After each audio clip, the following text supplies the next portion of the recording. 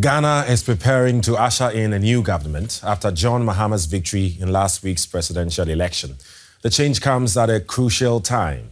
Ghana is experiencing its worst economic tension in years, despite maintaining its democratic stability. Expectations are high, but Mahama promises he will bring Ghana the reset it needs. Celebrating a new dawn in Ghana. Supporters of John Dramani Mahama welcomed the news of his victory in last week's presidential election. They've given him the mandate to relieve them of their current troubles and, in his words, to reset Ghana. Mahama first became head of state in 2012 after the death of President John Atta Mills, whom he served as vice president, and he's relishing the opportunity to return to the seat of power. The journey is not going to be easy, my brothers and sisters, because the outgoing government has plunged our dear nation into an abyss.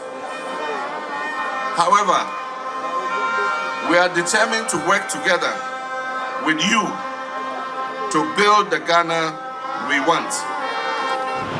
Mahama was himself criticized heavily for the severe power cuts and alleged growth of corruption during his previous presidency.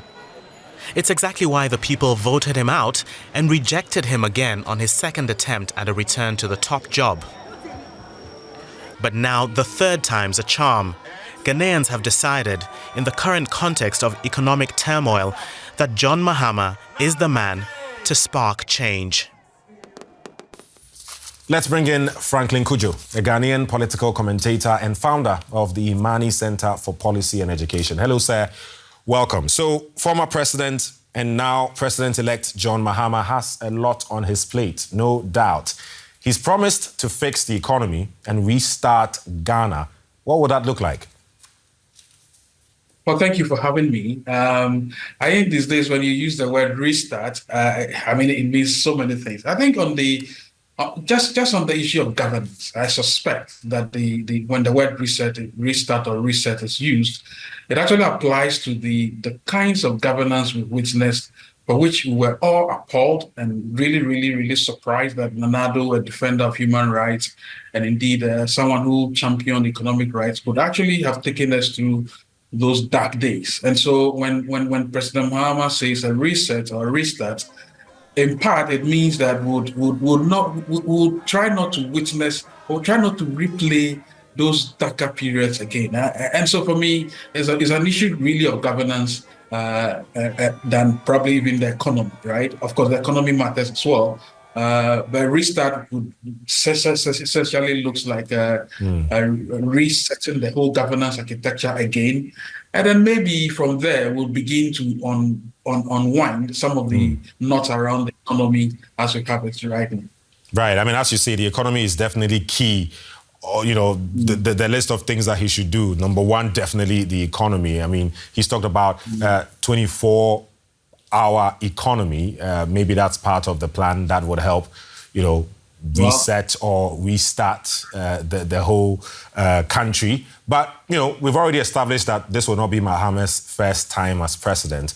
What lessons do you hope he has learned from his previous administration? Because it wasn't all smooth. Indeed, it wasn't all smooth. I mean, the way he spoke to Ghanaians at some point when he was exasperated, saying the meat was the meat has been eaten and is left with the bones. He also famously said he's a dead goat and that people keep complaining, and actually used the word purposeless lamentators at some point in time for those of us who were criticizing him. Those ones, I suspect he will never ever go back to them again. But on the economy, I think clearly speaking, unemployment has been a major issue, and I think the 24-hour economy, by the way, is not a policy. I mean, I see it as an aspirational idea that if all the conditions, as in reduction in taxes, the cost of doing business being high, taxes and all this red tape and bureaucracy and interest rate being high, if they can do something about it, at least we can begin to breathe some sort of fresh air. Because Ghanaians are suffocating under a deluge of taxes. 40 of them I count right now. And they're just too wild and too punitive. And I think even if he manages to reduce them by half, we would have started the process of resetting the economy. And I suspect also that he needs to work hard on the energy side of things, because you need a lot of energy to be able to how do you call it, promote this 25 economy, because people would need cheaper power, and people who use might obviously would have to have some rebates.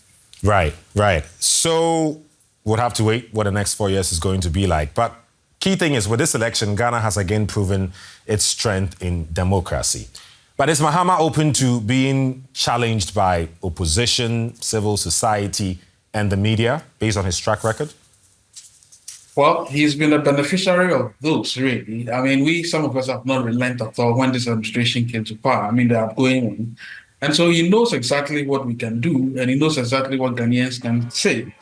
So he'll be the last person to say again that Ghanaians have short memories. He'll be reminded that the Ghanaian is pretty much alive and will take nothing but good governance and indeed accountability. Right.